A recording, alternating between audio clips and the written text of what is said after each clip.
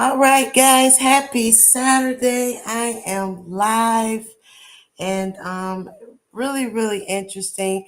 I just wanted to jump on here before today's show just to give you some context into what we're dealing with when you talk about this new world order, this one government that they're trying to push around the world, and just to hear, something that's old but relevant. So I decided to stream this interview that, Alex Jones did back, and I believe this interview goes back to well, I know it was posted in 2018, but when you look at Aaron Russo, he died in 2007. So this interview is really old, and it's really important because I mean some of the things that he talks about as it relates to the Rockefellers, we know about these bloodlines and some of the things that they've done throughout history, but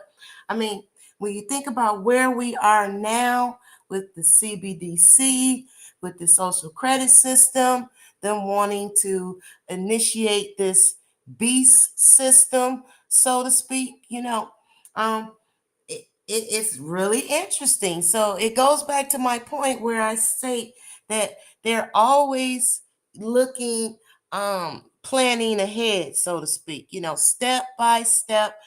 No matter how long it takes, they play this long game of destruction. So we are still in a war.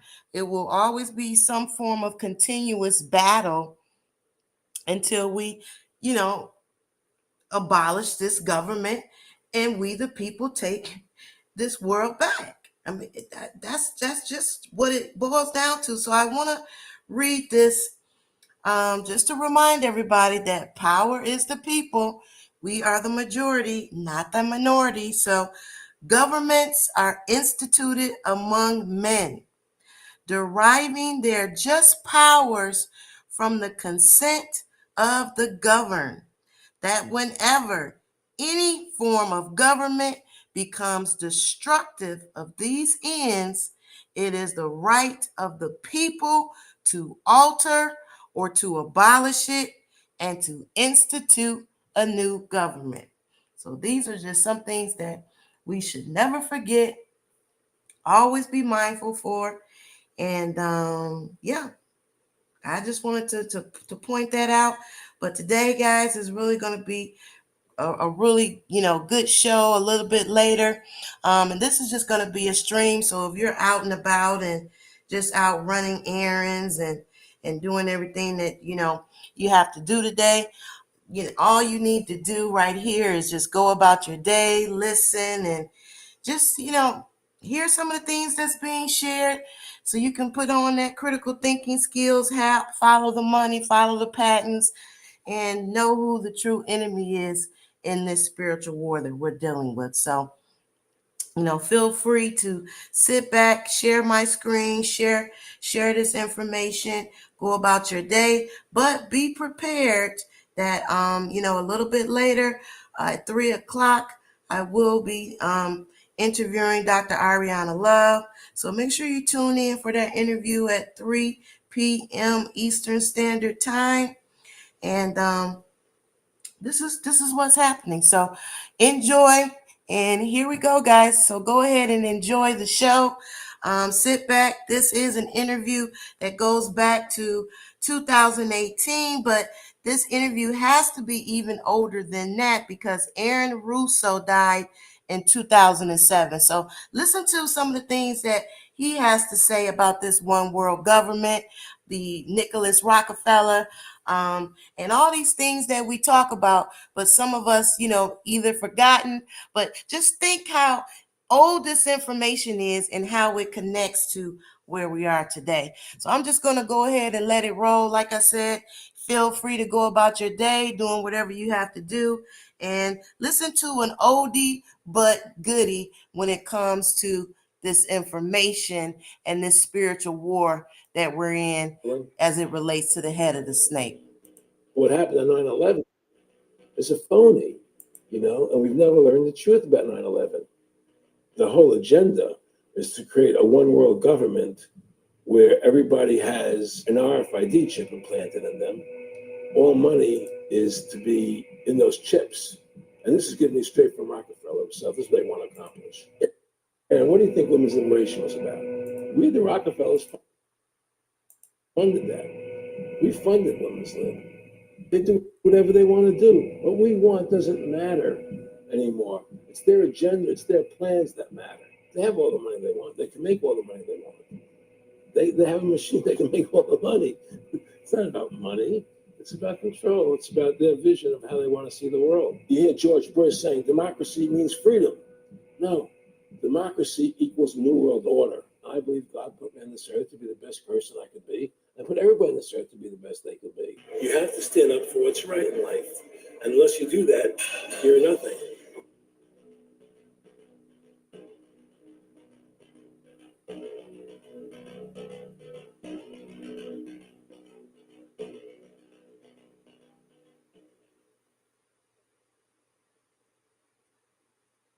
Award-winning filmmaker turned freedom fighter, Aaron Russo was an amazing individual. He'd been battling cancer for more than 3.5 years when he began making America Freedom to Fascism, that he shot, directed, edited pretty much on his own with just the help of a few people. An amazing individual. A long life of award-winning films, of hard work, and for standing up for the Bill of Rights and Constitution. When we first went to shot this interview, I put it on the web for free. But parts of it have never been seen. So here today, you're going to have a chance to see the in-depth interview, the final interview with Aaron Russo. But his important work lives on. He made one of the definitive films exposing the elite that control this nation and the world, the private Federal Reserve. And the information he put out 2 years ago rings more true today than ever. And his film, America Freedom to Fascism, and Mad as Hell, and the other great works he did just continue like ripples in a pond to light bushfires in the minds of men and women everywhere. So this film is dedicated to the one, the only, Aaron Russo. You rolling? I'm honored to be interviewed by Alex Jones, a truth seeker, fighting for justice in America. Now he's charming me. It's going to be all smiling. Aaron, when did you start to think something was wrong in the world, or start to find out about the whole banking cartel and the Federal Reserve System, but the New World? Well, that was a progression of events. I've always been a very independent person. Always believed in individuality, and that we were put on this earth to be unique individuals to fulfill our God-given potential, and that the only way to fulfill your potential is to be free, to find out who you are, and to make your errors, to make mistakes. And as I grew up, I began to realize more and more the government was inhibiting me in things that I wanted to do. And what happened, I was very successful in the ladies' lingerie business. I worked for my dad. He had a small undergarment business. And I created the first ladies' bikini panties back in 1963, actually. And then I opened up a nightclub in Chicago called the Electric Theater that opened up the day Martin Luther King was assassinated. All right, and so the city of Chicago was in flames the day my club opened, and nobody came out to the club. And well, what happened was that that was the year of the Democratic Convention in Chicago in '68, and so my club became a hangout for the hippies, and because they wanted to go to Chicago and protest what was going on. And I was having a concert at my club one night to raise money. And the police raided the nightclub, my club for no reason at all. And I was standing outside in my office, overlooking the street, and I saw all these paddy wagons put up in front of my club. And I was a 24-year-old kid. I had no experience at all, really. So what are these paddy wagons doing here? And then I saw all these cops getting out of the paddy wagons coming into my club. I thought, oh my God, they're raiding me. And so I ran down to the stage, and I got on the stage, and I stopped the band from playing. And I said to the people in the audience, we're being raided, so sit down on the floor, cooperate, and pull out your identification and cooperate with the police. And as I said that, two of the cops from behind threw me onto the floor and grabbed me and started dragging me out of the club.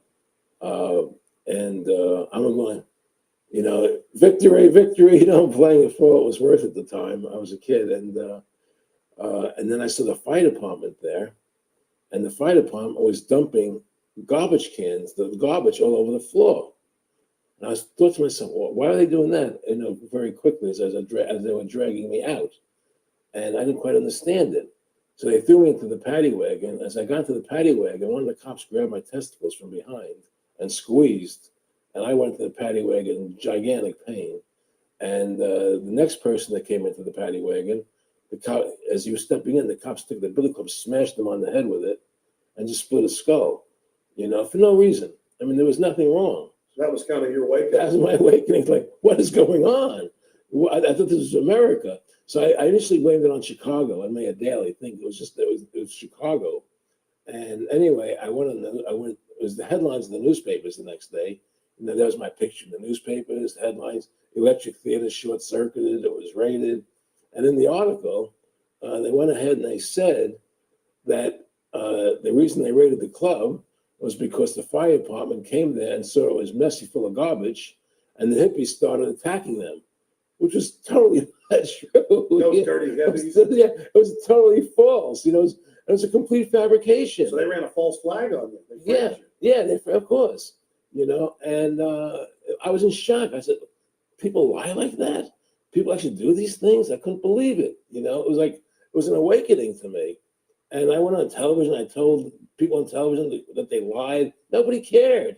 Nobody cared what the truth was. And it was shocking to me. And then a week or 2 weeks later, I forget exactly what it was, two cops come to see me, a lieutenant and a sergeant, a captain and a sergeant. And they said, Mr. Russo, we're sorry if you got hurt that night at the club in the raid, but we're here to tell you that if you want to keep the club open, it's going to take $2,000 a month, and we're going to come see you once a month. And whenever we have to raid you, we're going to call you, and we'll let you know we're going to come in tonight and raid you. This was mafia. Well, the police mafia, Yeah. And actually, it was actually more interesting that they said, listen, there's the A plan, there's the B plan, and there's the super deluxe plan. And this one, of course, each one, of course, that much money a month. Which one do you want? What was the super deluxe? That's the one I took. That was a $2,000 a month plan. And I took that plan, and I paid them $2,000 a month, and they left me alone. And whenever they were going to raid the club, they would come there. We're going to have a phony raid tonight, just to look good for the people in the neighborhood, So that was your first big education? That was my education into corruption in government, But I really thought that was basically Chicago. I didn't realize it was the whole country was like that. And so that was my wake-up call, that people lie and cheat and steal. And I thought everybody was always honest and nice and decent. And I had no idea about any of these things. Well, what happened with me was that they finally one day they came to me and they said, look, we can't take your money anymore. I said, why, what's up? What's going on? I said, we have to close your club. There's elections coming. And the aldermen in the neighborhood don't want you open anymore. So we can't take your money. So I had to go to court and fight them. And they were trying to close the club. And then one night there was a fire and the club never reopened again. The club just closed. And that was the end of the club. And they burned me down. And that was the end of my experience. And then I moved back to New York, where I met Bette Midler. And I ran into her at a little nightclub she was playing called the Improv.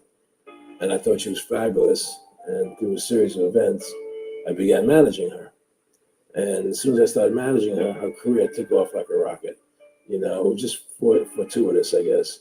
And we became very, very successful. And through managing Bette, I started producing shows on Broadway where I won the Tony. And I produced the television show. I won the Emmy with Dustin Hoffman and Bette, And then I produced The Rose for her, where she got Academy Award nominations. And then that led me to producing Trading Places, which everybody knows. I think it's the best Eddie Murphy movie. Well, it's a good one. I don't know if it's the best, but it's a really good one. And I'm very proud I made that movie. And so in my mind, I feel as if I've made a classic comedy in Trading Places, a classic musical in The Rose, and a classic documentary in Freedom to Fascism. So I'm very proud of my work that I've done as a filmmaker. Aaron, why do you do this? What's the philosophy of your life? What do you think life's all about? I think the importance of life is to like yourself. If you don't like yourself, nothing means anything. To like yourself means you have to respect yourself. To respect yourself means you have to take actions that you respect if somebody else did them. And what's the point of living if you don't like who you are? You can have all the money in the world, and if you look in the mirror and you don't like what you see there, what's the point of it? So to me, the most important thing is that I like who I am, and that I take actions that I would respect if somebody else did them. And you live a life of character, honesty, truthfulness. And I believe that a person has the ability to mold their character like a sculptor molds a piece of clay. You know, there's no saying that leopard never changes its spots. I don't believe that. I believe people have the total ability to mold their character into what they choose to be in their life, what their ideals are. And that's what I try to do with my life. I am not the same person today I was 30 years ago. I've changed a lot because I wanted to be something better than what I was before. And my philosophy is that you have to like yourself, you have to be a decent person with character and integrity and honor. And that's what's important. Back in the late 80s, I was a pretty big silver trader and gold trader. And I don't think I've ever told this story on tape before. I was a pretty big silver and gold trader. And I always paid my taxes. And I took what was a legal tax deduction on my silver trades.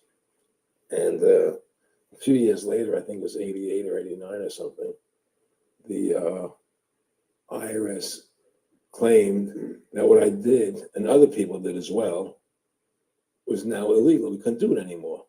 But they made it retroactive. So what do you mean retroactive? It was legal then. I did what was legal. I said, yeah, but now we're making it illegal retroactively. And that's not good. So you owe us $600,000 or $800,000. For what? It was legal. How could you make something retroactive? Change the law backwards in time. It makes no sense. Well, we're doing it. And so everybody said they can't do that. So we went to court, a class action lawsuit. And the judge agreed with the IRS and said they could do it retroactively. And that's when I knew that there was something wrong in America with the IRS and the system here.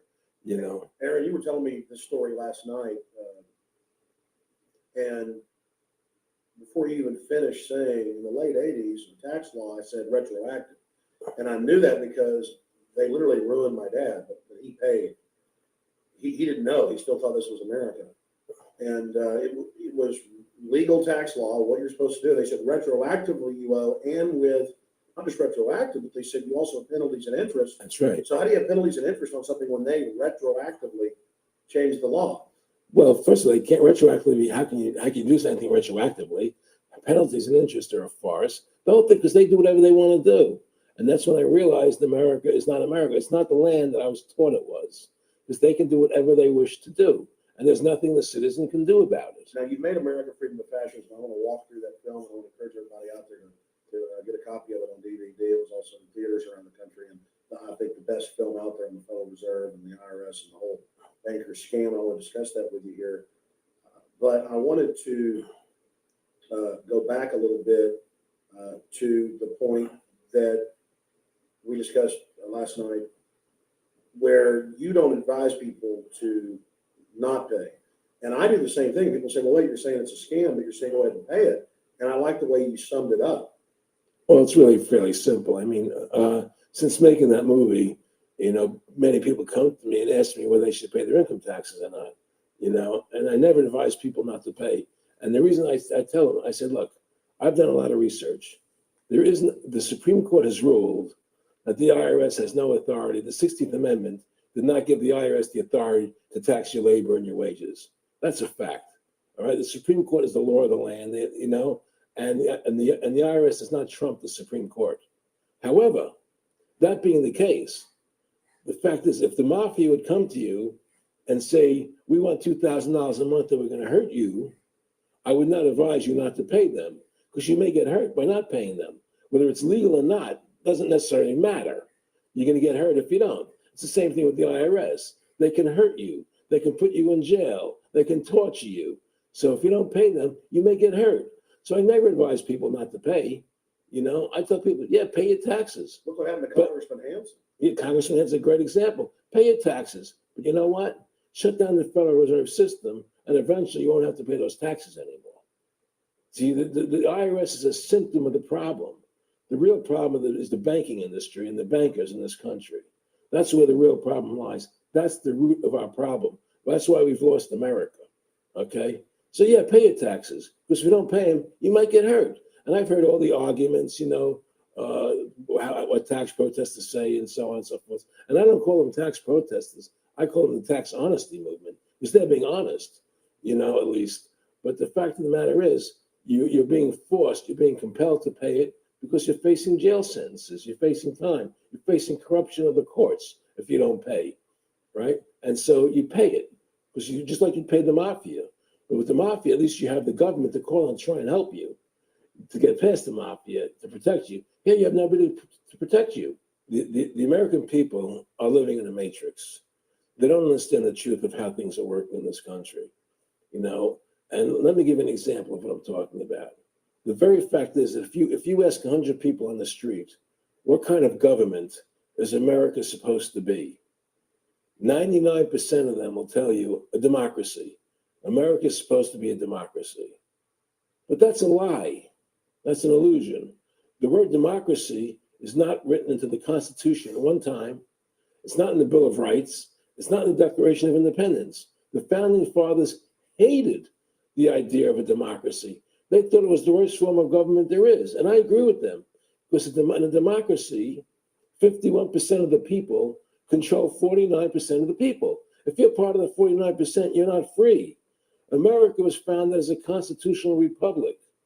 And in that constitutional republic that we have, 99% of the people can't take away the rights of 1%. You have your rights because you were born with them. You have God-given human rights that nobody can take away from you. The government, the majority, no matter who they are, I can't take away your rights.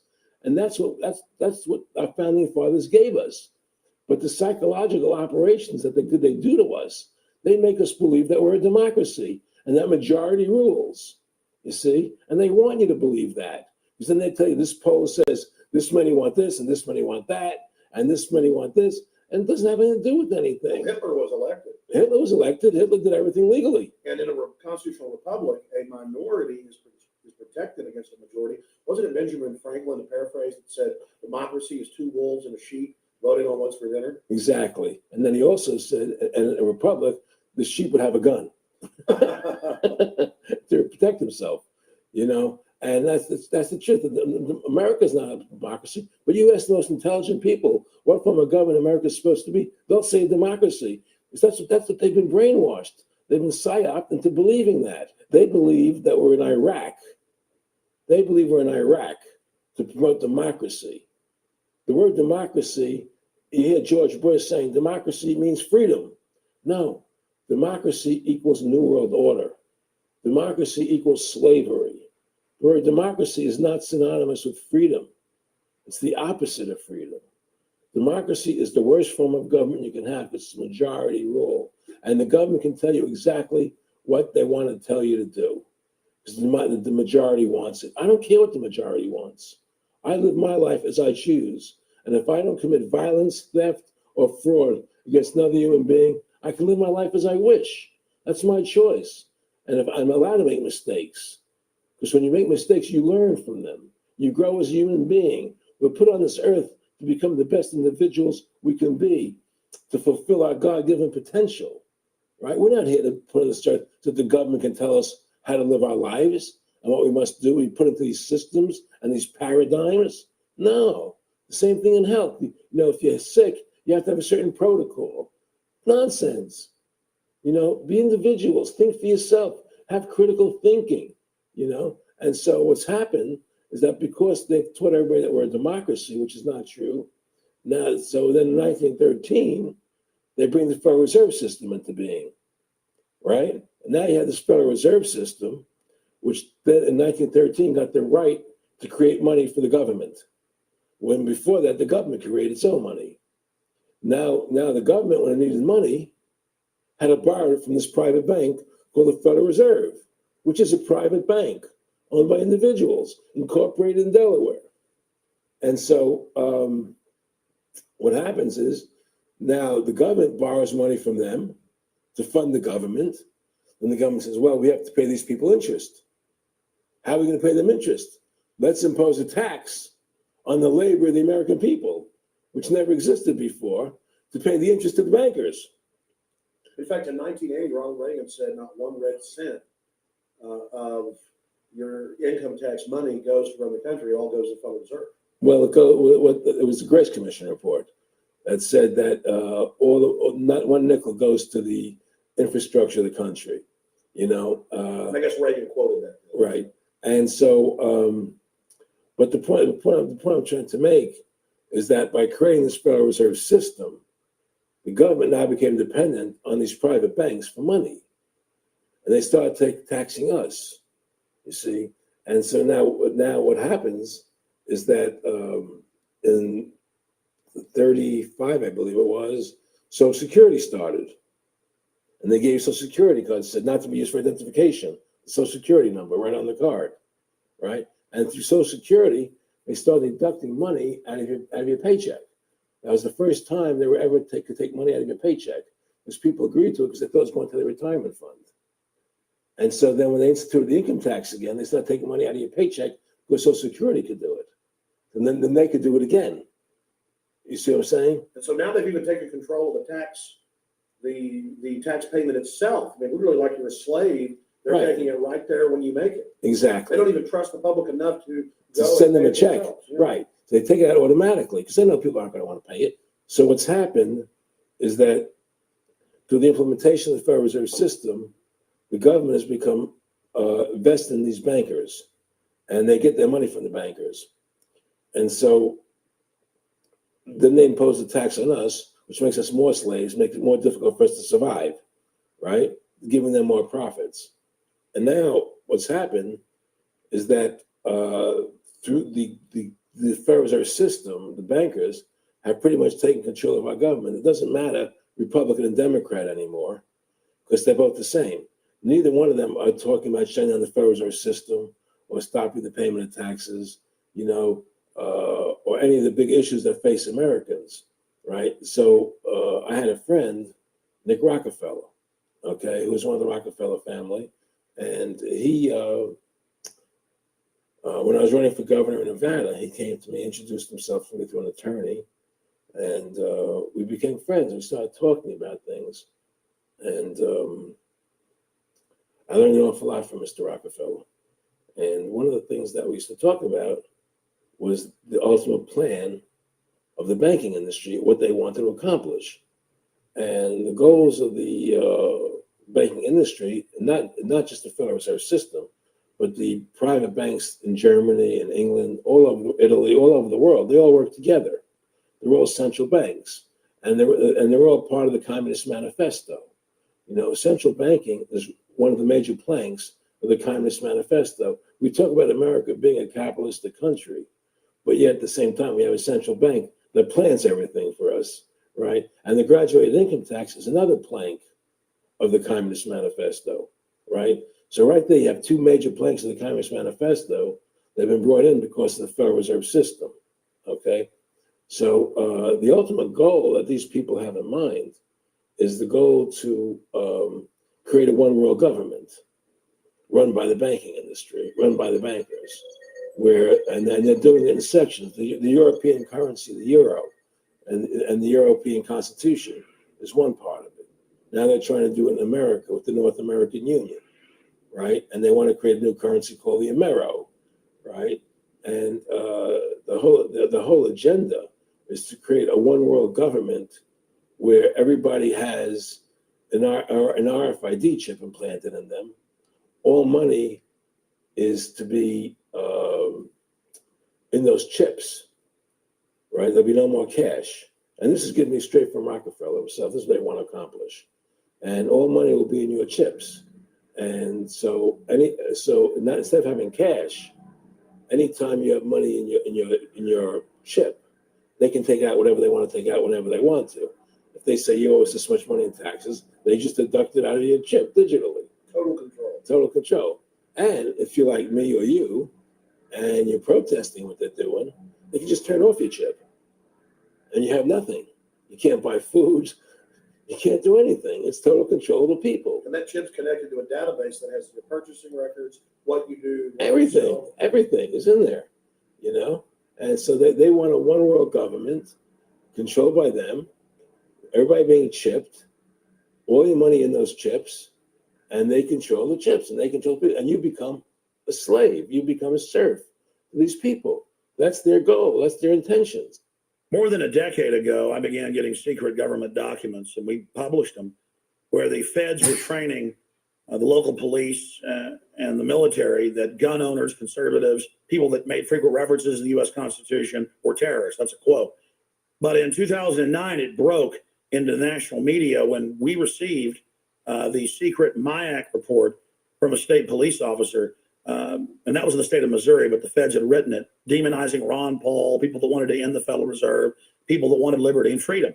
And now more secret reports have been released, like the Department of Homeland Security report, which the feds admit they wrote, that says returning veterans are the number one terror threat in America, that gun owners are part of that number one threat, that people buying ammo are the number one threat. Think about this. You have these private bankers overthrowing the United States, and they're secretly training the police that gun owners and patriots and veterans are the number one threat.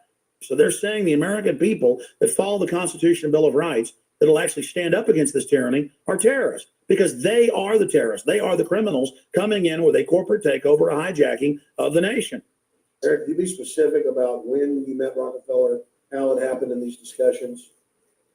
I met Rockefeller through a female attorney I knew who called me up one day and said, one of the Rockefellers would like to meet you. I had made a video called Mad as Hell, and he'd seen the video and wanted to meet me and knew I was running for governor of Nevada. So sure, I'd love to meet him. And I met him and I liked him. And he was a very, very smart man. And we used to talk and share ideas and thoughts. And he's the one who told me 11 months before 9/11 ever happened that there was going to be an event. Never told me what the event was going to be, but there was going to be an event. And out of that event, we were going to invade Afghanistan to run pipelines from the Caspian Sea. We were going to invade Iraq, to take over the oil fields, establish a base in the Middle East, and make it all part of the New World Order. And we go after Chavez in Venezuela. And sure enough, later 9/11 happened. And I remember he was telling me how you're going to see soldiers looking in caves for people in Afghanistan and Pakistan and all these places. And there's going to be this war on terror, of which there's no real enemy. And the whole thing is a giant hoax, but it's a way for the government to take over the American people. He told you it was going to be a hoax. Oh, yeah. Oh, yeah. There's no question. He says, there's going to be war on terror. And he's just laughing. There's no, who are we fighting? I mean, why do you think 9/11 happened and then nothing's happened since then? Do you think that our security is so great here that these people who pulled off 9/11 were able to can't lock down another plane? Come on, it's ridiculous. 9/11 was done by people in our own government and our own banking system to perpetuate the fear of the American people and to subordinating themselves to anything the government wants them to do. That's what it's about, and to create this war, this endless war on terror. And that's why and that was the first lie. And the next lie was going into Iraq, to get Saddam Hussein out with his weapons of mass destruction. That was the next lie. Now, specifically, this was a little over 6 years ago. This was 11 months before 9/11. Yeah. And Nick Rockefeller, who's a lawyer, he's become your friend over the previous years, and he's saying to you that there's going to be this big event, and then out of that we're going to have a war on terror, and it's just going to go on and on. Right, an endless war on terror without any real enemy. That you can never define a winner. And did he say that it's going to be perfect because you can't define an enemy? It just goes Yeah, on? because you can't define a winner. There's no one to beat, so it goes on and on forever. And they can do whatever they want. They scared the hell out of the American public. Look, this whole war on terror is a fraud. It's a farce. It's very difficult to say it out loud because people are intimidated against saying it. Because if you say it, they want to make you into a nutcase. But the truth has to come out. That's why I'm doing this interview. The fact of the matter happens to be that the whole war on terror is a fraud. It's a farce. Yeah, there's a war going on in Iraq because we invaded Iraq and people over there fighting, But the war on terror, it's a joke, And until we discover what really happened on 9/11 and who was responsible for 9/11, because that's where the war on terror emanates from. That's where it comes from. It was 9/11 that allowed this war on terror to begin. And until we get to the bottom root of 9/11, the truth of 9/11, we'll never know about the war on terror.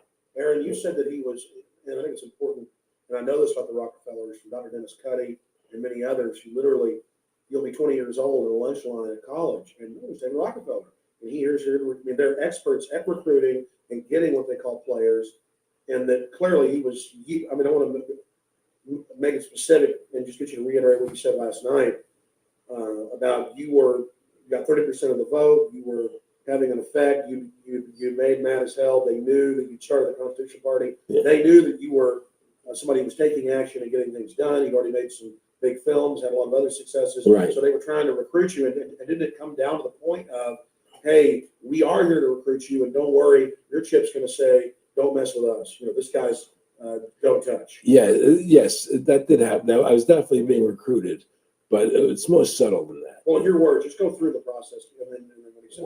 Well, what it is remember, we were friends, and we used to come to my house a lot. We'd have dinner, we'd talk, and he'd tell me about business investments, how you get involved in, or they would help me with this business investment or that business investment. And was I interested in joining the Council on Foreign Relations? I would have to get a letter to join them, but was I interested in that?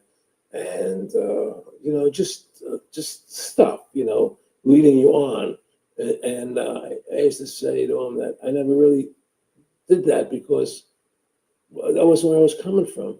As much as I like you, Nick, your ways and my ways we're on the opposite side of the fence.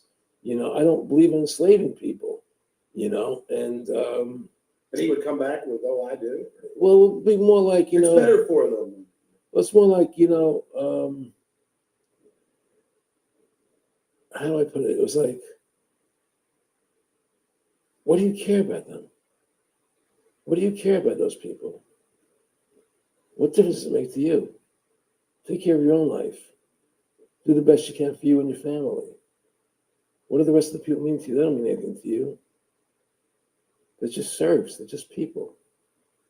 It was just a lack of caring, and that's just not who I was. It was just sort of like cold, it was just like cold, and I used to say to him, what's the point of all this? You have all the money in the world you need. You have all the power you need. What's the point? What's the end goal? And he said the end goal was to get everybody chipped, to control the whole society, to have the bankers, the elite people, the bankers and some governor controlling the world. And I said, do all the people in the Council on Foreign Relations believe this what you do? He said, no. Most of them believe they're doing the right thing. A lot of them believe it's better off being socialistic. We have to convince people that socialism is really capitalism. Because America's becoming a socialist country. It's a communist country today. And here we are years later after Aaron Russo points out that this is not a capitalist or free market country, but is really socialist. In fact, here's the cover of Newsweek. We are all socialists now. But this isn't the socialism the public thinks it is, where the government robs from the rich to give to the poor. Actually, it's always the big banks, the elites throughout history that fund socialism.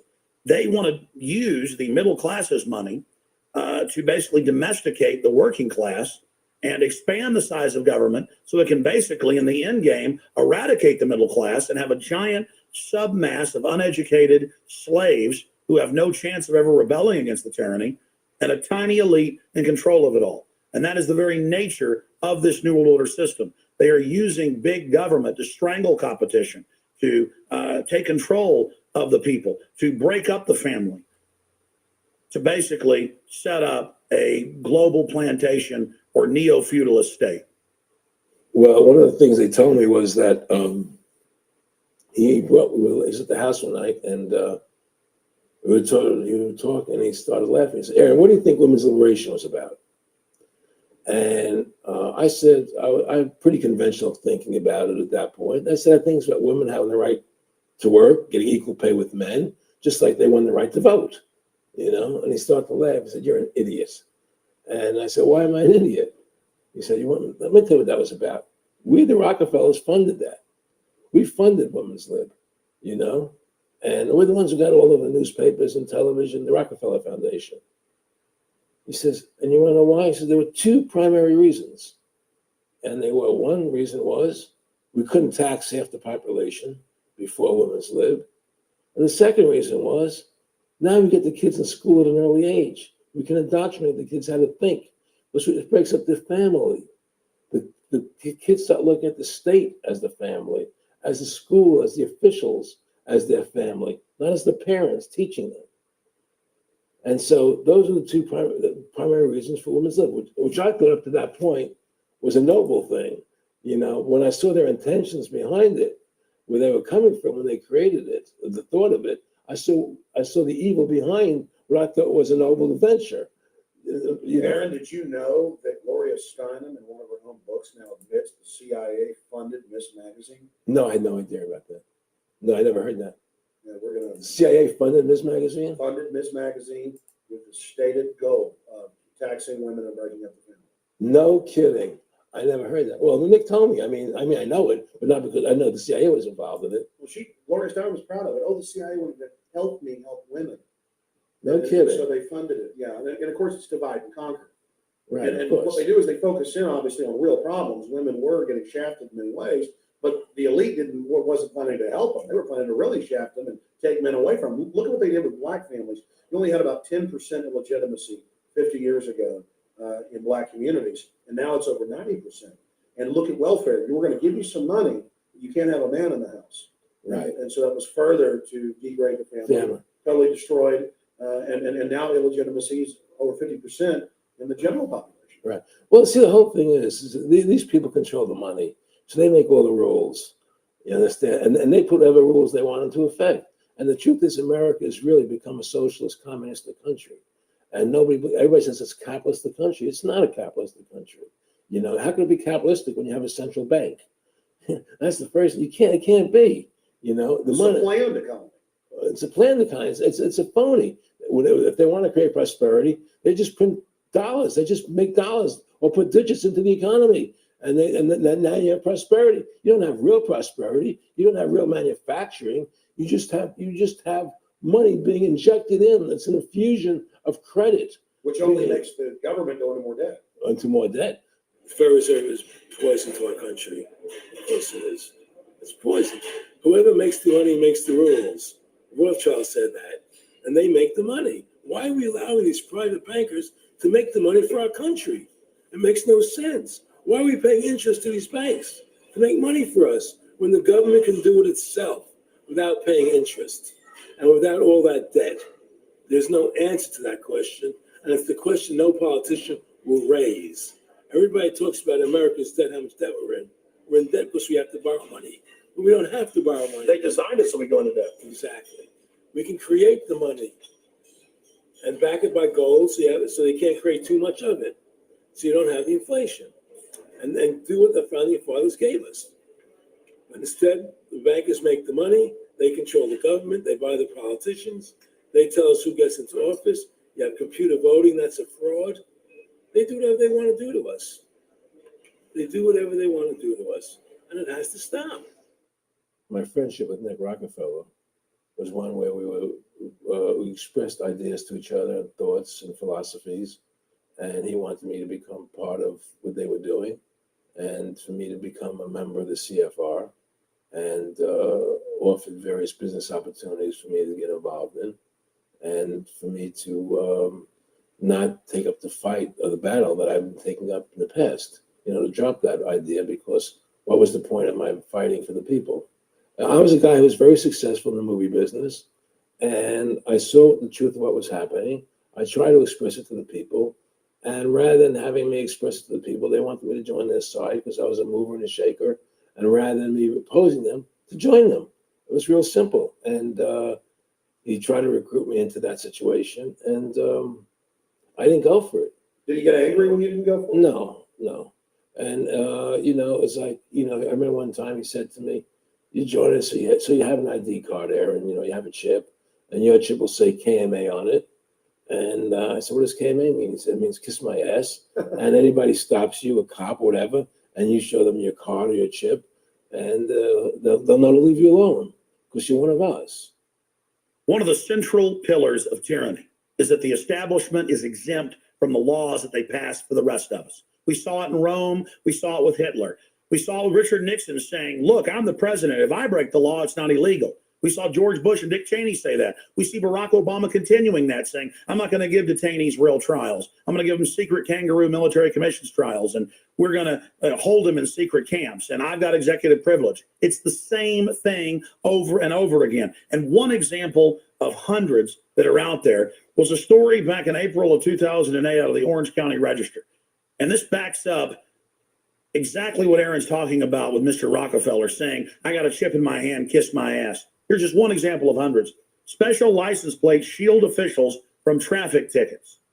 And it goes on to say that 996,000 plus vehicles in California are exempt from no insurance, reckless driving, speeding, running through toll booths, running red lights, on and on and on. And who is it? It's state employees. It's federal employees that can go and get exempt. It's police. It's government bureaucrats above the very laws they try to enforce on us. This is tyranny. And so literally all over the nation, they've tried to pass it in Texas, but failed. They want it where the police are above the law, where the government officials are above the law, where they have immunity, where they can't be prosecuted for crimes. Congress exempts itself for most of the tax laws and other laws that they put on the rest of us. They're exempt from Social Security, and they get a pension that pays out on average 5 times what citizens get. Again, it's already happening. So the chip in the hand and saying they're above the law under the guise of national security, that's what the 1947 National Security Act and now this whole Homeland Security system is all about. Why are you fighting for the people for? What is that about? The people are just, they have to be ruled. They have to be, the Constitution, what you're standing for is only for a few people. It's only a few individuals that can live that way, and we believe that it's best for society to be ruled by an elite people who control everything. And I said, I don't believe that. I believe God put me on this earth to be the best person I could be, and put everybody on this earth to be the best they could be, not to be a slave and a sheep to you and these people. And I don't understand why you want to control everything. What is the need for that? And I asked them, do all the people in the Council of Foreign Relations feel the same way you feel? I said, no, a lot of them think they're doing the right thing. They think that socialism is the best way to go. They think that, that they're doing the right thing. But the people at the top, they all know the truth of what's happening. And that's what it is. So it's compartmentalized within the elite structure as well. Of course it is. Of course it is. I mean, all the people that are in the CFR, was it 2,000-3,000 people? If you go to like Dan Rather, they don't know what's going on. They join the CFR because it's prestigious. They think it's good for business. It's good for this. They don't know what's really happening. The evil that comes out of it, that's emanating out of it. And to me, the biggest evil is what's happening right now, because what happened on 9/11 is a phony, and we've never learned the truth about 9/11. That's the question I wanted to follow up on. He tells you 11 months before there's going to be an event, all this is going to happen. What did you think on the morning of 9/11? Where were you, and did you think about Nick Rockefeller and what he had told you when you saw those towers fly? No, I was actually in Tahiti when 9/11 happened, and I got a call from my son. And my son said, the Twin Towers, they were just attacked and they were falling down or something. So what are you talking? I was in Tahiti, I was asleep. And said, yeah, they were hit by a plane, And so where I lived, where I was in Tahiti, there was no television. So I had to run the other side of the island to a hotel where they had, and it was all on television, and that's when I first saw the stuff on TV about it. And I didn't immediately equate it to Nick, But when I realized that we're going to go into Afghanistan, Iraq, and as that developed, I realized what it was. How could there be a war on terror and actually say that we're having a war against terrorism and leave the borders wide open? If you were the president of the United States, or I were the president of the United States, and 9/11 really happened the way they want us to believe it happened, the first thing you would do is shut down the borders so people couldn't get in the country to harm you. But they left the borders wide open because the bankers want the borders open because they want a one world government. They want a North American Union. They don't want borders here. The 9/11 was only a manifestation. It was done to create a fear in the American public, right? So that we will obey what they want us to do. And the very first, take Richard Reed, the shoe bomber. Here's a guy who was 6'6", ugly as could be. I heard he smelled. Okay, he sits in coach on a plane, lighting matches to put his shoe on fire, surrounded by people. It's idiotic. If you were going to blow up a plane, you go into the bathroom, you close the door, and you put your shoe on fire. You're not going to sit there surrounded by people lighting matches on no smoking flight. They want you to believe this nonsense. It's ridiculous. 7/7's come out now, and the majority of the British people think it's an inside job, and all the evidence points towards it being an inside job. Yeah, I mean, what happened in London? Yes. All this is nonsense. It's just keep people in fear. It's this endless war on terrorism that doesn't really exist. So people will submit to whatever the government wants them to submit to. Searches, check your shoes, have ID cards, put chips in you, where you become servants to the elite. That's what this is all about. Restore America's republic to what it's supposed to be. Get the bankers out of our government. Get the bankers out of our government. Government should stop borrowing money from the banks. Government should make its own money, restore the republic, individual freedoms. That's what this country is about. And until we do that, we're gonna be slaves. I mean, to me, I see people like Bill O'Reilly on television, right? And I see how much they control the media. Like there's this girl on Bill O'Reilly the other night from an organization saying the world can't wait. And this girl was spot on. Everything she was saying was the truth. And all Bill O'Reilly could do was call her a lunatic. He couldn't challenge the facts. They just call people names. They can't, and until we just find that, look, this world, we're heading into a world of danger, possible nuclear wars, because the banking industry is trying to take over the world. 9/11 is the beginning of the war on terror. That war on terror is leading us into Iraq, which is the next lie. So you had the lie of 9/11, how that happened. Nobody knows how Building 7 came down. Okay, we know 9/11 was a fraud. The American people don't know it, but more and more of them are believing it. Okay, so that was the first lie. Besides the inception, I'm not going back to the inception of the Federal Reserve, that original lie. But 9/11 was the first lie in this present state we're in. 9/11 is the kickoff of the war against the American people and the people of the world. 9/11 was a phony. It's a fraud. It didn't happen the way they told us it happened. Now, because of 9/11, we then had the authority to go into Afghanistan and Iraq. Iraq didn't have weapons of mass destruction.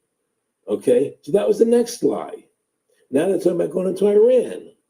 Now, how would you feel if you were Iran and you had this big, powerful country, America, go into your next door neighbor, take over their oil fields, right? Wouldn't you be worried that what they were going to do to you? Of course you're going to be worried. But the people of America don't think about it from Iran's point of view. They think about it from our point of view. So now we're going to send more troops into Iraq and keep building up because they want Iraq and the Middle East to become part of the New World Order.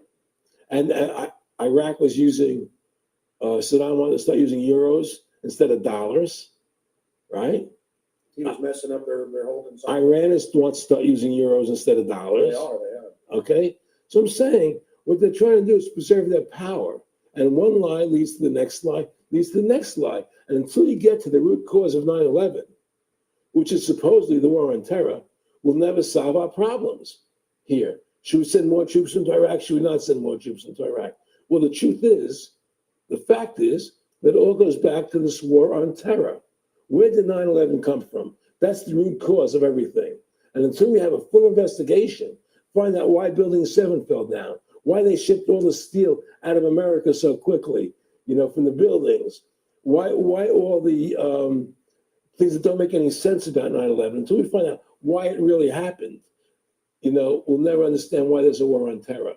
And we'll never be able to prove that the war on terror is a phony. Nick and I discussed many things. One of the things we discussed, or he brought up in conversation, was reducing world population, and felt that there were too many people in the world. In a way, I agree, there are too many people in the world, but I don't think I have the authority to say who's going to die and who's not going to die, But they felt that they wanted to reduce world population, and he felt that it should be reduced by half. He even mentioned to me once they were having a real problem trying to solve the Israel-Palestinian problem.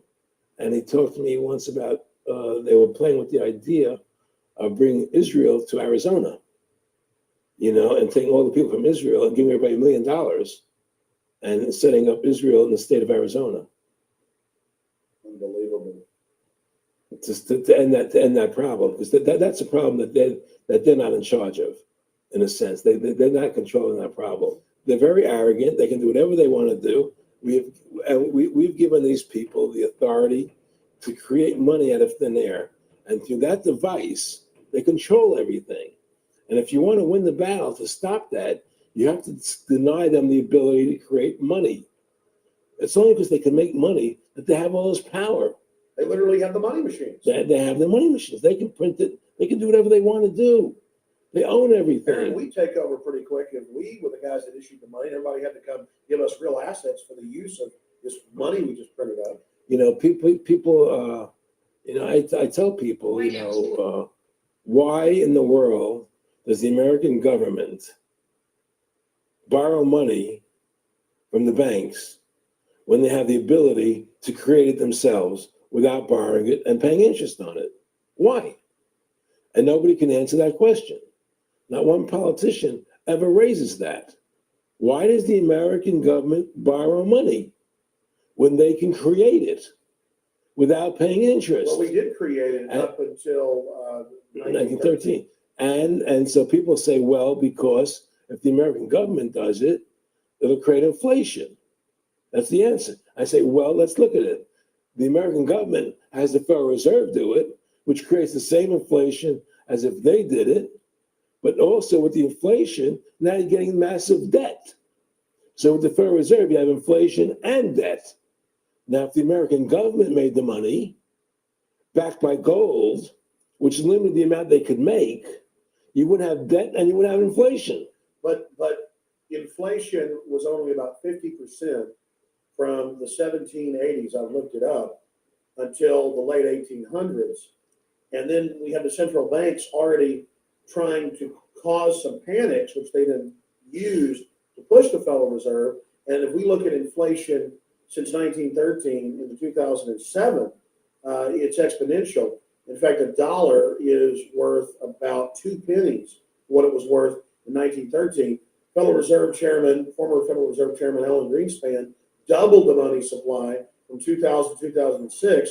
And then Edward Bernanke, the new Fed chief, came in and said he's going to double it again in the next 2 years. And then he said, now I'm going to make the money supply numbers secret. And so now we don't even know. Right. But the evidence is they are just, in the curve of inflation, it gradually grows. And then suddenly at a point, it goes straight up. And it seems it's parabolic, yeah. Parabolic. But the thing is that the only thing I disagree with you on from early 1800 to 1913, there was no inflation other than during the Civil War.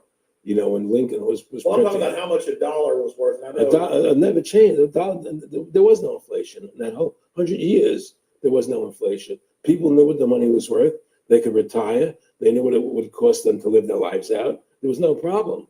It was only since 1913 when the Fed came in that we created massive inflation and massive debt. So then what you said earlier, then there really wasn't inflation. There was no inflation. So you don't get inflation when the government issues the money, at least in the U.S. history. Well, not if it's backed by gold. Well, exactly. But I'm talking about, and I did look this up, and I believe that if you look after the country was set up, and some of the things happened with Andrew Jackson and the rest of it, there were points where it spiked and there were manipulations. There were points. mostly during the Civil War. Yeah. And that's because Lincoln printed so much money. Exactly. That's right. But once that ended, but basically there was no inflation other than that during that short period of time. I mean, a loaf of bread was a loaf. Of course, the same thing. People could plan their lives. Today, they plan inflation. Now you have two parents working. They can't afford to pay for their family anymore. The kids are going to state-run schools now. The kids are being indoctrinated how to think. They're being given Ritalin. They're being given all these drugs. The whole country's being dumbed down. It's all because of the Federal Reserve System. And the Federal Reserve System and these bankers are responsible for the demise of America. And if we ever want to win this battle, you must shut down the Federal Reserve System. And we must shut down these bankers and restore sound money to this country. Can you talk a little bit about some of the families that own the private Federal Reserve, the stock in it? And I mean, obviously, you say you're not a big expert on Bilderberg Group, but you talk about how it's the same system worldwide. It is the same families. They meet and kind of set the policy each year, and then it goes to the Royal Institute of International Affairs in England. It goes to the CFR in the U.S., and then these are their management bodies where they wield control, really the de facto Congresses over the nation. So, I mean, I would like you to speak some about the families that own and run the Federal Reserve, and then you can't connect it into these other international bodies. Well, I can't speak to those families because I only speak about, what I know for fact. Everything else is speculation, and I don't like to speculate. I know about Rockefeller because I was friends with him. We talked about it, and I can tell you firsthand. What did Rockefeller tell you about the Federal Reserve and their family owning part of it? Well, he said the New York Fed is the main controlling interest of the Federal Reserve System. They control the bulk of it. So the New York Fed is really the Federal Reserve System. Even though there's 12 different banks, it's run by the New York Fed. And the New York Fed is basically the Federal Reserve System. So who's ever running the New York Fed is where, and the families that control it, control the New York Fed. And they're the main engine behind the Federal Reserve System. And that's a wing of the Bank of England. And the Bank of England and the Federal Reserve are partners. And the Bank of England is a private bank, and so is the Bundesbank in Germany, and the bank of all the banks of the G8 countries are all private banks. They're private central banks. And look, what happened in Europe? Didn't Europe vote down the European Constitution? They're still doing it. Didn't they vote down the euro? They're still doing it.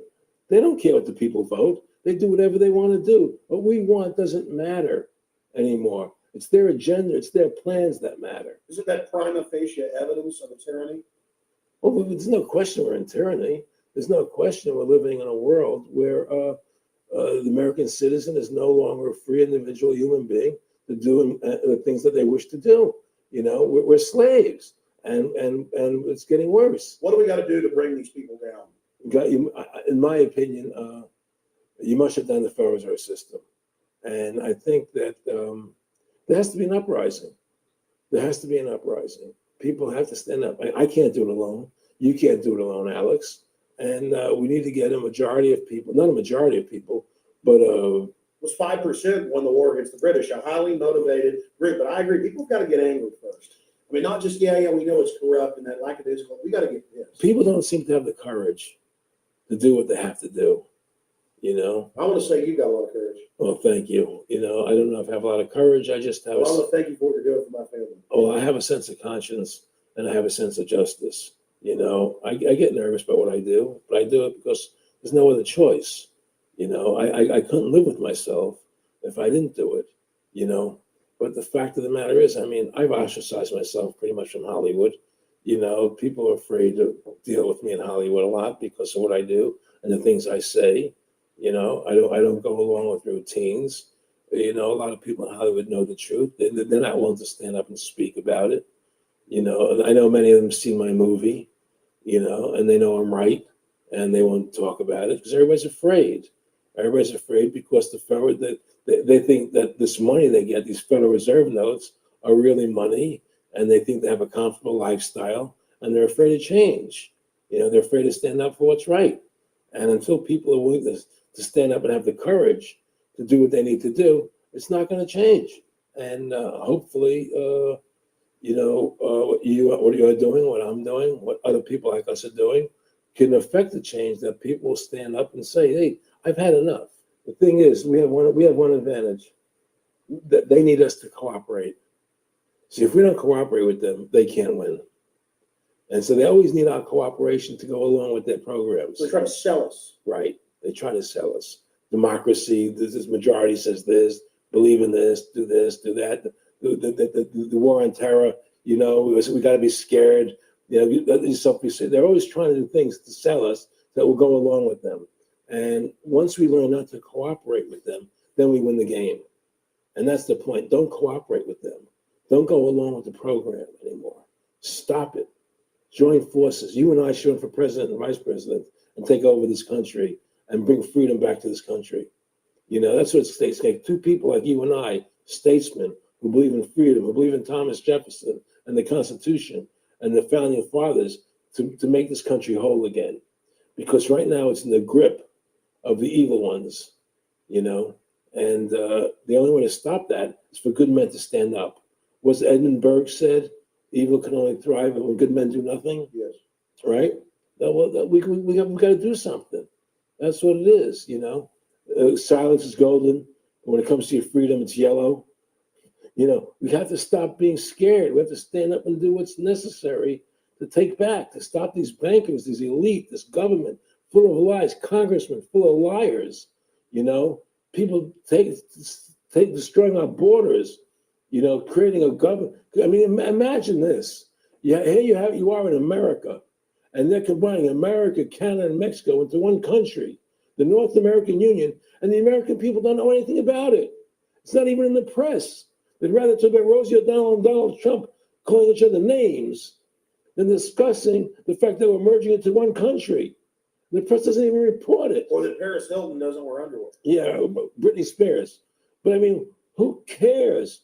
I mean, the fact of the matter happens to be that tells you how controlled the media is. Here you are combining America, Canada, and Mexico into one country, and you don't see it in the press. Unless maybe it's Lou Dobbs. But you don't see it in the press. You just don't It should see be it. the top story everywhere. Everywhere, and not a word about it, really. Why? That tells you there's the evidence that it's controlled. They don't want the American people to know what's going on. That's why they don't protect our borders. That's why we're losing our Constitution, the very document that secures our freedoms. There is a rising tide against it. There is a rising tide, but we have to mobilize. We have to mobilize. And we have to get all the good people in this country to stand together and say, I'm not going to take it anymore. Well, I think if you analyze the situation, and if you realize that since the Federal Reserve has come into being in 1913, illegally, without a constitutional amendment, by bribing a few senators during Christmas vacation, they turned over the most important power that the American government has, the creation and issuance of money, to a private bank. To that private bank issuing money, they have destroyed this country. They have destroyed the purchasing power of the money in this country. They've created social programs that are destroying this country. Thanks to the work of Aaron Russo and Ron Paul and many others, folks are starting to find out who the real enemy is. Offshore private banking corporations that have engaged in a hostile corporate takeover of the United States and almost every other nation on the planet. And the private Federal Reserve is their beachhead here in the United States. Ron Paul has introduced H.R. 1207 that at time of taping has over 87 sponsors just to audit the private Federal Reserve that arrogantly says it's above all U.S. laws and above all three branches of government and that no law enforcement can investigate them. I mean, how asinine is that? How above the law is that? How ridiculous is that? Everybody else gets audited. Nobody else is above the law but them, this group of plutocrats, this group of polycentric bankers that are setting up this neo-feudal world system. Now, they've taken over our government, both Republicans and Democrats. There's no difference anymore between the two parties. They control both parties.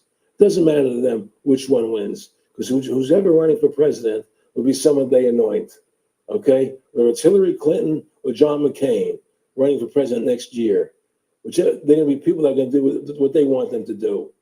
And the fact of the matter happens to be that you can't win an election unless you have enough money to win. They make sure who gets the money.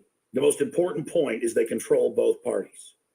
And the public continues to only focus in on the distraction of the left puppet and the right puppet instead of looking at the puppet masters. In fact, more and more of this is coming out. Top Senate Democrats, bankers own the U.S. Congress. Senator Dick Durbin on Chicago radio station last week blurted out an obvious truth about Congress. This is from Salon, that despite being blindly obvious, it is rarely spoken. And quote, the banks, hard to believe in a time when we're facing a banking crisis, that many of the banks created are still the most powerful lobby on Capitol Hill. And frankly, they own the place. So there is one of the most powerful Democrats in the country, top Senate Democrat, saying bankers own the U.S. Congress. It's true. Let's admit it. Let's stop debating the two puppets they put out in front of us, the liberal puppet, the conservative puppet. And then every time we wake up to one of the puppets, they just replace it with another puppet. Let's look past the puppets to the puppet master above them that's controlling the puppets. That's all Aaron Russo and myself and Ron Paul and so many other people are saying. Let's get back to a culture of liberty versus tyranny, not this left-right diversion.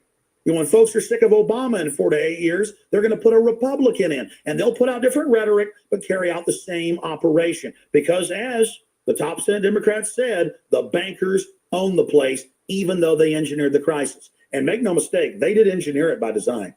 Their own documents, their own IMF and World Bank documents admit that. And out of this crisis, they're setting up the new Bank of the World, according to Time Magazine and Newsweek and the Wall Street Journal and just hundreds of publications with headlines like, and now for world government in the Financial Times of London. They create the crisis and then say, okay, our Ponzi scheme's falling apart and bankrupting you. Give us $12.8 trillion in the first 6 months of the banker bailout. And now they say, we'll set up a Bank of the World you pay your carbon taxes to, and private bankers will rule your life, and we'll pay private greenhouse gas carbon taxes to two firms owned by Al Gore. And this is publicly admitted. I mean, this is how bad the scamming is getting. And we've got to wake up. We've got to say no. We've got to get angry and get in the face of the New World Order. Again, the private offshore bankers own America. They own both parties, but they get you in a rah-rah, Coke versus Pepsi, Redskins versus Cowboys, fight. And you get in this little political fight as followers instead of looking past that to the actual global elite and what they're setting up. So through these bankers attempting to taking over America, knowing that America was the freest nation in the world, it was necessary for them to take over America, take away our gun rights of freedom to bear arms, and create a country where we become slaves. Because once they take over America, the rest of the world becomes a lot easier for them. And so, by creating 9/11, an event to terrify the American people that were being attacked by terrorists, you create a world where there's an enemy that can never be pinpointed. You can never win the battle. It's a 100-year war. It's a never-ending war on terrorism, right? So you're always fighting this war. And through the war on terrorism, which is the 9/11, which is the first lie, then you create the war on terrorism, which is the next lie. Then you create the war in Iraq for weapons of mass destruction, which is the next lie. And it's one lie to the next lie to the next lie. Now it's going to be Iran, the next lie, sending more troops and a surge into Iraq. Think about what Aaron Russo is saying here. The war on terror is a war on the American people and the people of the world. You see, the elites always sell the public on tyranny by attacking a minority that's unliked first, or the outsider. Oh, we're just getting rid of the Bill of Rights and Constitution, having secret arrest and FEMA camps and the Military Commissions Act for foreigners. It's just for them.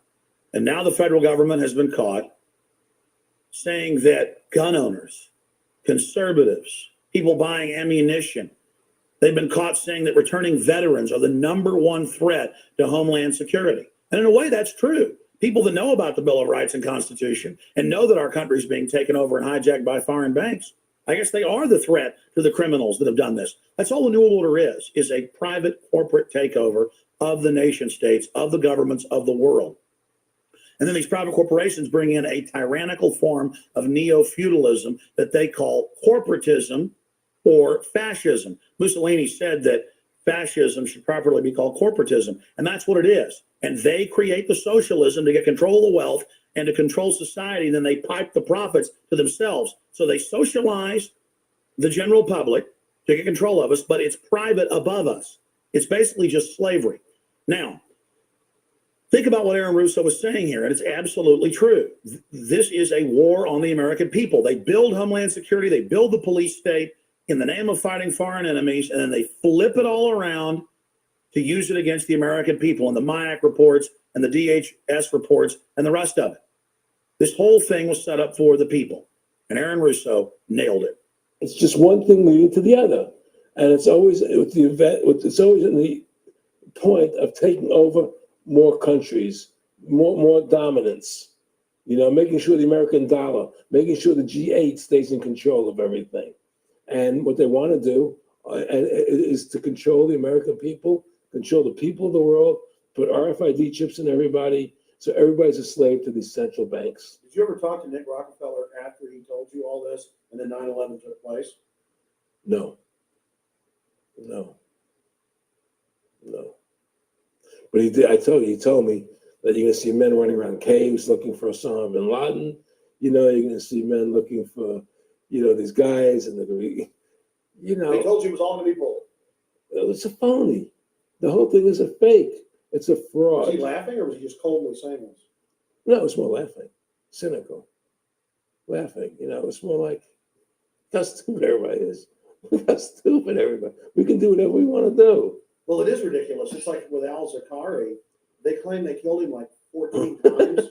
And they never said, well, we didn't kill him last time, but we killed him this time. They never even checked. Now they're like practicing being ridiculous. But what about bin Laden being in the American hospital, getting kidney help? Yeah. Right? In the American hospital, right?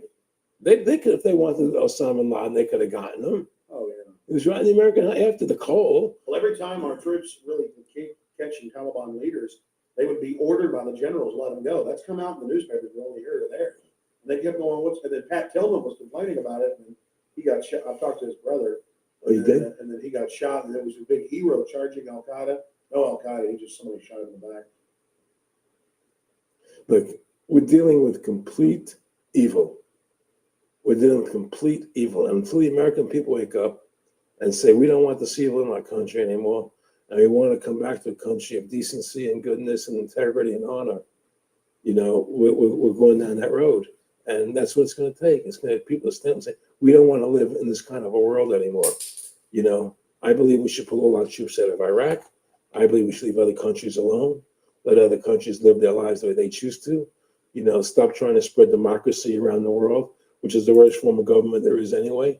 Restore our republic to what it's supposed to be, and go back to what the founding fathers gave us, and try and restore the republic. Like the point of everything is that we have to mobilize. Each one of us. You and I can't do everything, Alex. You and I may be leaders. We may be out there, and people listen to us, what we have to say, and follow us. But the truth of the matter happens to be, it takes all Americans to stand together, to stand tall, to mobilize and say, we're not going to take this anymore. I'm mad as hell. I'm not going to take it anymore. We're going to stand up and fight the battle. And you and I can't do this alone. We're just leaders of the thing. But other people have to join in with us and stand side by side, shoulder to shoulder, and say, I'm not going to take it anymore.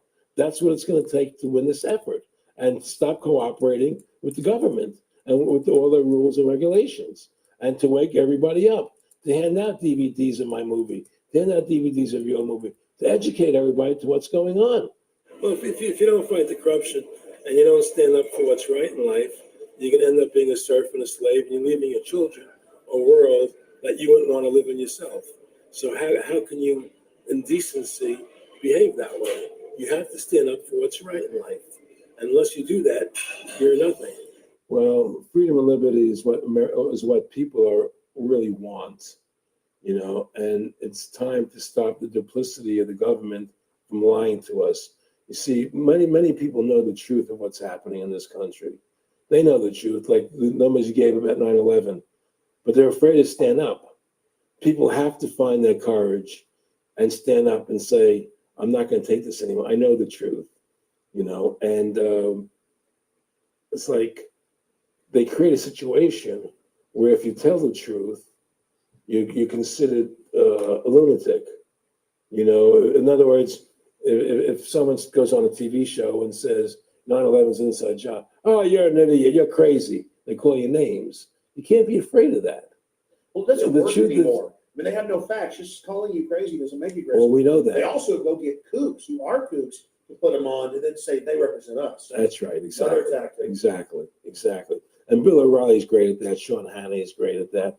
They just put people on who they can dominate, But Why do you think guys like that, they're not stupid? I mean, I've talked to people that know. They know the truth. Why do you think they decide to join the evil? that has to be in their hearts.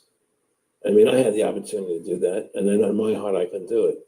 So it But has. I mean, how could you or I consciously be involved in something like putting AIDS virus in Black Africans' vaccines? I mean, what the hell? I mean, it's like we're not good guys either. I mean, I don't think I'm like some special perfect person. What the hell's wrong with this elite? I mean, what are they running around doing evil? I mean, they just run around continually doing evil. Well, I think a lot of them think they're doing the right thing. I think a lot of them think they're doing the right thing. Not the top elite, but people within the system. But I think that it's all about, as Nick said to me, it's about control and power. They have all the money they want. They can make all the money they want. They have a machine that can make all the money. It's not about money. It's about control. It's about their vision of how they want to see the world in their eyes. And you and I believe in individuality, in the person being the dominant thing, the individual being the dominant person. Today we live in a world where institutions are dominant, not people. The American, we the people, by the people, for the people. Now it's we the institutions, by the institutions, for the institutions. People are secondary. It's all about corporations and institutions. And the Federal Reserve is the biggest institution in the world. If you ask somebody what's the biggest corporation in the world, they'll say Google or Walmart or Exxon or something. But the biggest corporation in the world is the Federal Reserve System, right? And all the other corporations feed off the nipple of the Federal Reserve System. Well, it's like the Monopoly game. The bank always wins. It has unlimited money. It's not the people playing on the board. Exactly. The bank owns the board, the box, the Right. shelf it's sitting on. But that's because you gave them the ability to make the money. You have to take that away from them. We need to take the bank away from the private bankers. Exactly. You have to take the creation of money away from the private bankers, and you'll solve 95% of your problems. Well, I mean, look at America, 10% growth rates every year like China's having right now. The U.S. had 10% growth rates until the Federal Reserve took over. And then if you look at that, it all starts really going downhill from there. Well, they destroyed the American worker. What they've done, here's what's happened. The Federal Reserve has created this massive inflation in America, which means that the American worker has to keep making more money to keep up with the cost of living. The more money they make to keep with the cost of living, the less competitive they become in the world economy. So now what happens is we have to pay our workers so much to keep up with the cost of living, say, well, screw the American worker. Let's go overseas now and get the cheap labor. But really, that's a war being waged against the middle class. Of course The it is. bankers print the money. Really, this is a war being waged against the middle class. The bankers print the money. Everything they're doing is about destroying any private pools of wealth or independence. Yeah, but what I'm trying to say is because of the inflation that they've created, they've now allowed other countries to outcompete us. You see, because other countries don't have to pay as much money as we have to pay here to our workers to survive. Yes. So now we're not competitive anymore. So we've lost our manufacturing base. We've lost our competitive. In the old days, the American worker, you wanted to buy everything American. You wouldn't buy anything from Japan. This was cheap crap. And what does that leave us? It leaves America this military force. And so the elites giving us a deal. We'll continue to build up your military and give you homeland security jobs, shift your economy over to being the bulldog enforcer of the New World Order. Exactly. You can either do, and by controlling the economy, they force everybody into that position. That's exactly correct. That's exactly correct. And we there's no more manufacturing here. We're a service economy. We do nothing. We provide nothing. We provide nothing to the rest of the world anymore. Well, first of all, Freedom to Fascism is a movie that everybody should see because we show the fraud of the income tax. We show how judges put people in jail for no reason. We show the corruption of the justice system. and we show how the Federal Reserve came into being and how it's controlling society, and how all the central banks of the world are working together through the Bank of International Settlements in Switzerland, which is the central bank for all the central banks, and how they all work together to create this one world government, the one world order, which is what they're trying to do. So, Freedom to Fascism is a movie just to get you a good basic education about how the world is really working. And I really want everybody to see that movie. Critical. In terms of the CFR, in terms of compartmentalization, I mean, there are many good people, I believe, that are part of these organizations who don't even understand what the organization is really about. People like when I was in Germany doing cancer treatment, there was a good gentleman there who was visiting a friend of his who had cancer, and he was a member of the CFR, and we were talking, and I showed him the movie. He said, "Oh my God, I'm going to resign. I had no idea this was what CFR was about." He had no idea. He was just a nice guy who thought he was in this prestigious Yeah, organization. a lot of it's about getting good people, and so you can watch them. Keep your friends close, your enemies close. Well, no, it wasn't even that. It was a lot of people join the CFR because they think it's a prestigious organization. It'll help them in business, make good business contacts. They didn't have an understanding that the CFR is really about world domination, about how they and the Trilateral Commission, the Bilderbergers all work together, with the banks to control the people. They don't. A lot of them don't understand that. They don't see the big picture. Oh, it's CFR. It's a prestigious organization. I'll make this one. I'll make that one. I can do good business deals out of it. It's just business to them. The CFR wants to get the people in there that have influence and power, and so they're part of that. They're not opposing them, It's like the whole country today is becoming the haves and have-nots. You're getting the very, very wealthy. The middle class is being destroyed, and you're getting the poor people. Isn't this just a slick mafia that took over and uses fancy PR? Well, you can call it mafia, you call it whatever you want, but it's definitely a criminal organization. There's no question about it. But this criminal organization that has prestige, that appears to have what's the word I'm looking for? Class style. It's like respected. It's respected. People don't look at it as being a criminal organization. That's what a great job they've done. People look at Alan Greenspan as being a hero. The maestro. What do you think happened with him in the late '60s? He wrote a big section, a chapter for Ayn Rand in a book, and he talked about how horrible the Federal Reserve was. We needed a gold standard. Now the bankers are robbing us. And then they literally came and said, "Oh, and you see somebody who made a deal with Beelzebub." Well, exactly. You make a deal with the devil. I mean, it gave him a chance to be one of the most powerful men on the earth, and it gave him a chance to accomplish things he never thought he would accomplish in his life other than that. And it's very seductive. It's a very attractive perfume. I mean, I was attracted when they came to me and spoke to me about it. I thought about it. I was attracted to it, They asked me if I wanted to open up these nightclubs, open up a chain of Baywatch nightclubs, and we'll do this thing, we'll do that, and we can do this. I mean, all these things were proposed to me, business ventures. But you know what it is? It was your nature, though. It's the way you are. You couldn't take a deal. Well, I can't do that to people. I just can't be in a position where I can do that to other people. I have a conscience, and my conscience would not permit me to do that. People say I'm very courageous. I don't think I'm courageous. I think I have a conscience, and my conscience doesn't allow me to do that to people. It just makes me feel sick. I just don't believe in it. No, I agree. When I do bad things, I feel bad. When I do good things, I feel good. Yeah, exactly. I feel the same way. And I mean, I don't know what's going to come out. I mean, I don't have that much money, but I've got some money. And it's like, what more do I need?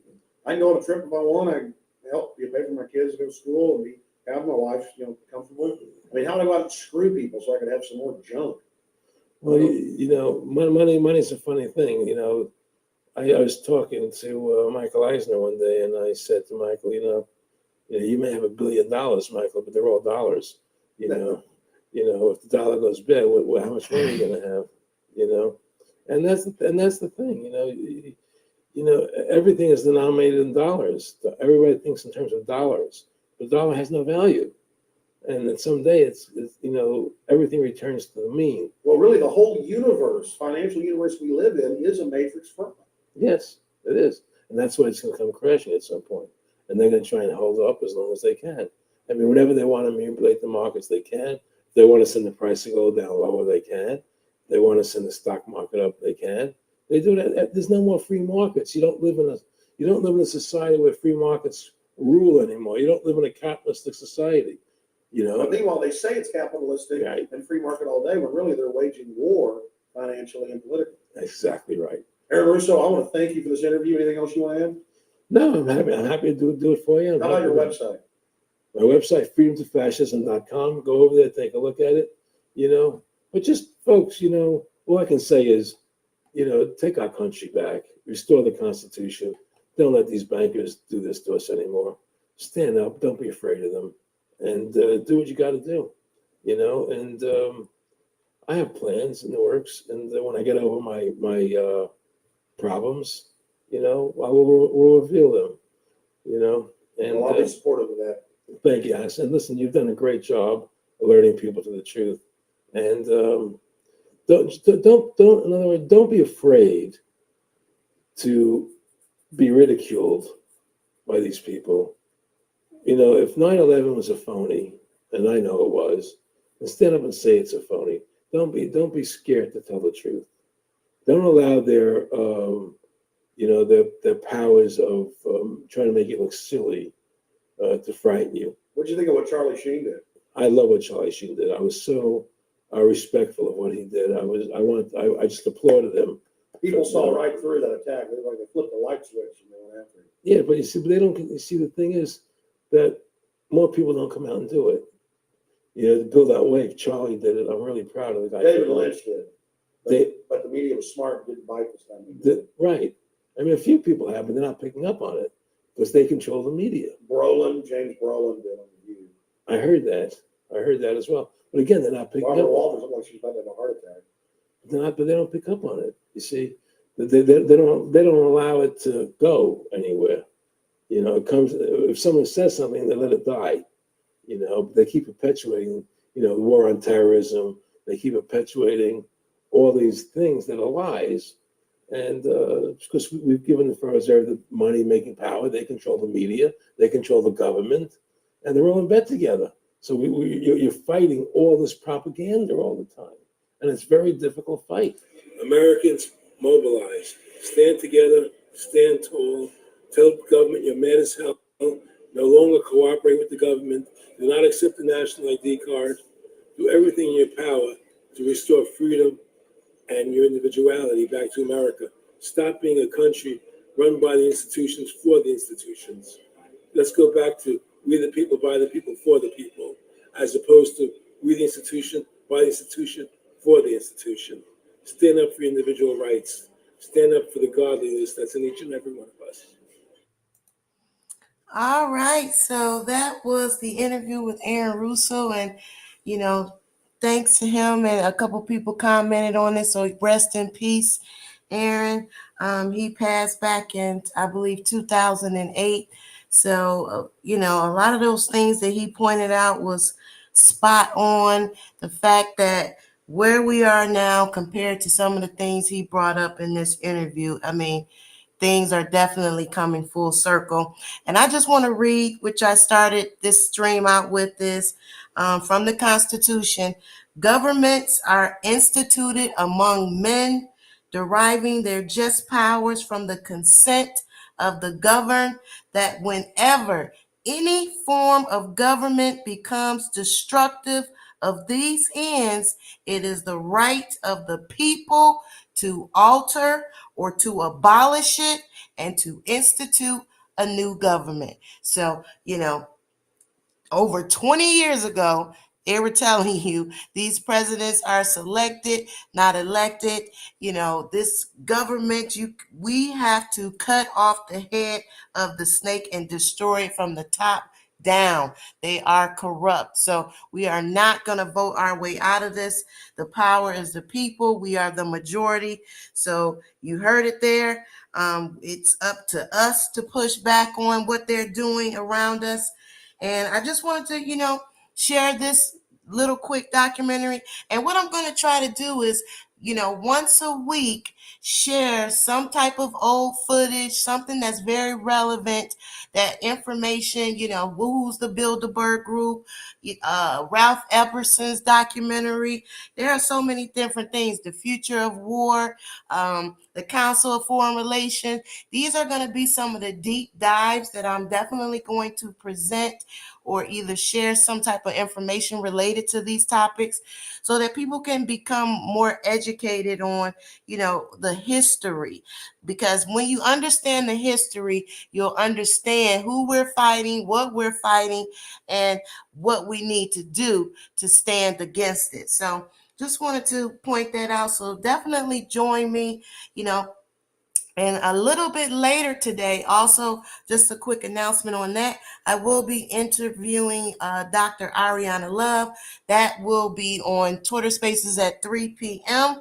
So please come with your questions, anything that you feel that's relevant as it relates to this pandemic versus plandemic conversation. She'll be talking about graphene, the nanotechnology,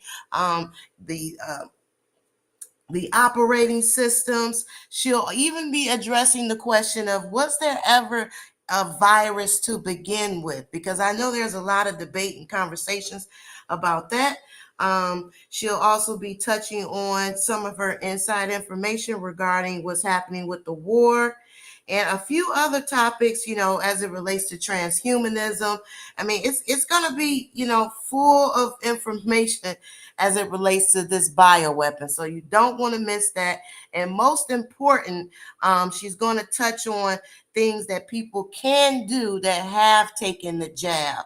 And I do have a few special guests that might pop in and share some information and some data as it relates to this poison and this bioweapon that's been, mandated on the people, and they're still pushing it. So yeah, it's going to be, some good conversation, good questions. Feel free to join. If you don't want to speak, you can send me your questions on the in the message channel. But other than that, I really appreciate you guys. I'm going to end this so that I can prepare for the interview at 3:00.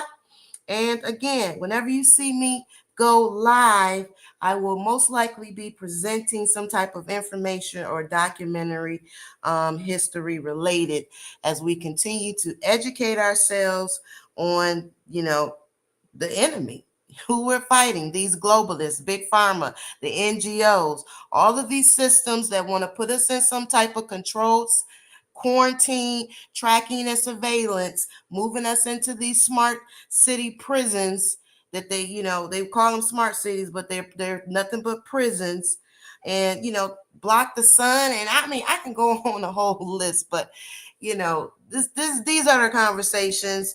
Also in that conversation, I will touch on the Nuremberg Code, go through what is the Nuremberg Code, go through all 10 of those violations, and we'll put on our thinking caps and you hear for yourself. Do you feel that these bioweapons is a violation of the Nuremberg Code? So I'll share that information, and I'll also probably be providing a clip of the actual sentences from the Nuremberg trials itself. So so come and make sure you tune in to that 3:00 interview with Dr. Ariana Love. I will be doing that on Twitter Spaces, but I will also be streaming it into Clubhouse. So it's going to be some multitasking going on. Join the conversation, and thanks everybody for being here. I really do appreciate it. And share the room, share the stream, share what's coming up, because I really want to just wake as many people up as possible so that they can join this fight and see the truth for themselves. Because a lot of times we say the things, we hope that people wake up, but sometimes they got to come to their own conclusions. So yeah, this is where we are, guys. Much love to the room and everybody that chimed in. I really appreciate it. Little bites. Yeah, we are playing hide and All seek, right. and we also played tag. All right.